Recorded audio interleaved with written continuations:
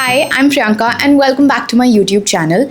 I've been wanting to say this for so long. Most probably by the time this video comes out, it will be 2026. And let me tell you one thing, there is no right or wrong time to make your vision board. Last year, I made my vision board 3 months into 2025. So who's to say what is right or wrong? There's only right or wrong for you, and you get to decide that. However, this year I have decided to make a very well-intentioned, purposeful vision board that I'm hoping will help me stay aligned to my bigger goals, because I have ADHD. I get distracted so easily by the next shiny object, by the next big, beautiful goal, without realizing that while I want to do everything, it's not humanly possible to do everything, especially without burning out. So, long story short, I spoke to my therapist, told her, please help me figure out how to create a vision board that will not leave me feeling overwhelmed, because I have decided कि मुझे ये 10 चीज़ें, 15 चीज़ें, 20 चीज़ें करने हैं in 2026. And she gave me a really interesting formula, especially for people like me who have ADHD and are very, like I said, distracted. हमें सब करना है. And not like that's a bad thing. However, time is a limited resource and so is your energy. So there are 3 steps that I followed, including step number 2, which was given to me by my therapist, to come up with this vision board. The first one is obviously dividing your life into these various categories, right? I divided it into 6 categories. Now here, I would suggest actually allow yourself to put pen to paper, likho.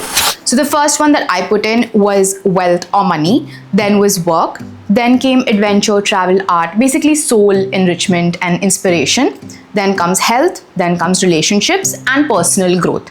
So I made 2026 and then I divided it into all of these categories.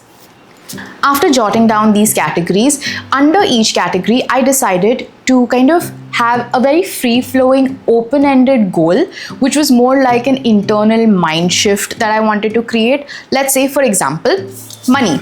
I want to attract more money. Let it go and let it flow. I want to have that relationship with money. I want to also have better financial literacy, and I want to have about a 60 to 80% growth overall, and I want to have diverse sources of income. Now, all of this is very open-ended. I've not put a very specific hard and fast rule, because it would feel like if I didn't achieve it, it would feel like I have failed. So one of the plus points of something like this, or having a goal that allows you to play around or be flexible, is that you don't feel restricted by something that's supposed to motivate you in the first place. However, have a clear direction so that your brain is not going all over the place. The plus point of this system, what I have realized while I was writing it down, was essentially that it gives me semi-structure. And someone with ADHD, you know for a fact that the minute you have a very rigid structure, your brain shuts down. While at the same time, when everything is free-flowing, you are overwhelmed by all these options and directions and wanting to try everything. So you have to meet yourself in the middle. Find out that structure which works with you, but have enough flexibility to play around with that structure. Let me give you an example by what I mean by that. Let's say I made 25 lakhs this year, right? And my next year's goal would be 50 lakhs. Now, let's say in 2026, I make about 45 lakhs. It hasn't reached the goal that I had kept in mind. However, it is still a huge growth arc. It is still much better than possibly making 26 lakhs or even 30 lakhs, right? Having this approach is that it doesn't diminish the fact that you may have not reached your goal, but you are definitely doing better. And I think that's what helps me and keeps me motivated without feeling like, oh shit yaar, mera 50 lakh ka goal tha and I didn't reach it. But bhai, 45 lakhs to banaya humne. So that is the approach that I have taken for every single category. Now, everyone can have very personal goals. There is no right or wrong. There is no hierarchy of, oh, it only has to be a big goal. Maybe your goal is simply to pass your exams, or it's simply to do that weekend getaway with your friends. It doesn't matter, because your goal is your personal journey and every milestone counts. So I hope that gave you a better understanding of what your goals can be. It can be anything. Again, you make the rules. No one knows you as well as you do. So trust yourself and trust your own decision making on that. Next, this is where my therapist comes into play, and she told me, Priyanka, instead of being super restrictive, what if you make themes under each of these categories, which allows you to be more free flowing? And that's where I used AI. Essentially, the prompt that I gave AI is that I took a picture of everything that I wrote.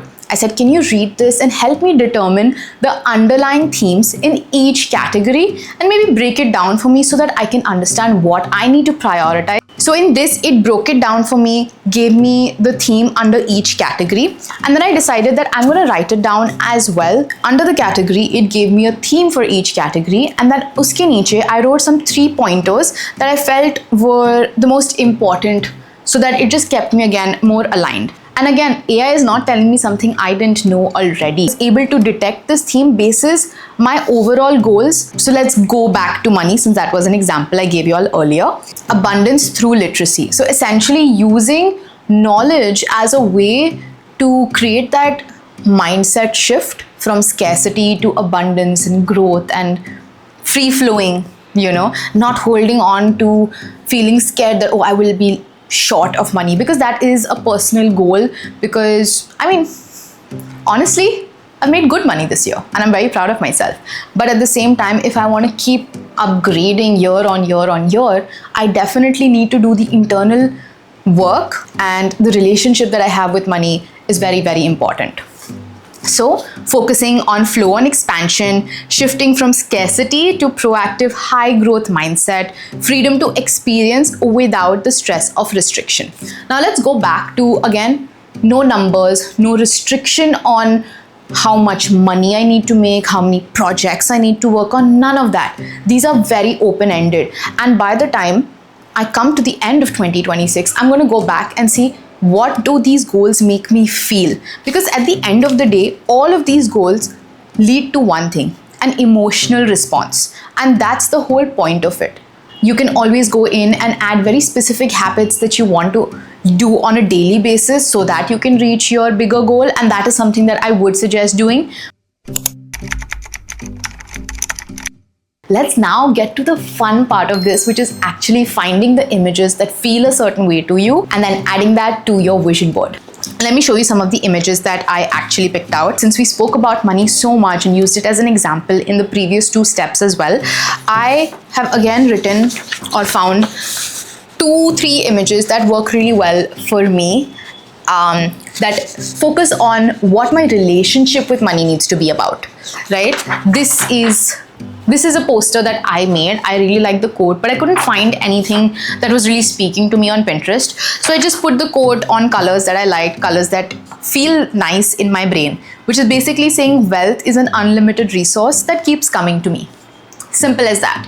And I didn't want to put in the word money, and I wanted to make it about wealth because that's more of a lifestyle that I want to imbibe. I freaking love dogs. I just love the vibe, okay? I just loved the vibe of this dog chilling. I don't know if it's AI, not AI, but it just says, I'm rich, bitch. That's it. It worked for me. I liked it. Again, the point of showing you these images is to say that you don't have to explain what the image means to anyone. You do you, and you find what works best for you. If the image speaks to you, put it.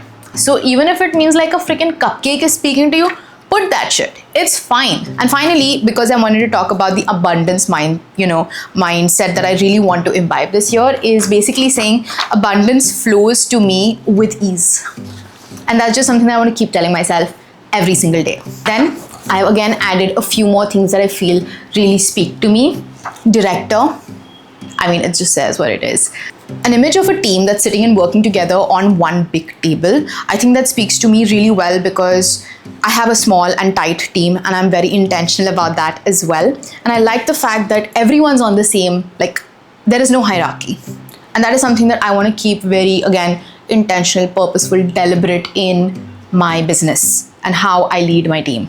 Then it's time to tell a better story. I think it reiterates the overall theme that I have for work, which is being more intentional. What I love about this experience and journey is that there is no right or wrong way. You can figure out what works best for you. Just take what you need from this video and be like, hey, you know what? I like step 2. I'll include that in my journey or in my vision board making process. That's it. However, at the end of the day, this as cathartic and as personal as it may feel, none of this works if you don't.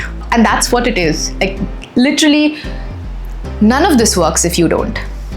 At the end of the day, don't forget to have fun. This process is supposed to motivate you, inspire you, and push you towards the goals you want to achieve, no matter how big or small. Definitely do it with intention and purpose, but don't forget to have fun while doing it.